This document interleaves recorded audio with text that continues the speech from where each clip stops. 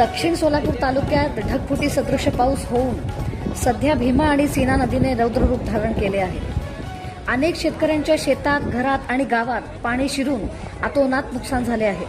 सीना नदीच्या काठावर असलेल्या सिंदखेड या गावात पूर आल्यामुळे सिंदखेड या गावातील लोकांना राहण्यासाठी अडचणी निर्माण झालेले असताना जवळच्या आहेरवाडी या गावातील मल्लप्पा कोनापुरे प्रशाला येथे सोय करण्यात आली आहे। सिंदखेड गावातील 300 ते 350 लोकांना सुरक्षित हलवण्यात आले आहे। त्यांना आहेरवाडी येथील ग्रामस्थांनी तसेच नवीन युवा पिढीने जेवणाची, पिण्याची, पाण्याची संपूर्ण व्यवस्था करण्यात आली आहे। दक्षिण सोलापूर तालुक्यात अतिवृष्टीचा आणि पूर परिस्थिती गंभीर आहे। अशा वेळी आहेरवाडी ग्रामस्थ खंबीरपणे संकटग्रस्तांच्या पाठीशी उभे राहताना दिसून येत आहेत। गावातील युवा वर्गाकडून मोठा दिलासा मिळत असल्याने अतिवृष्टीग्रस्तात समाधान व्यक्त होताना पाहायला मिळत आहे।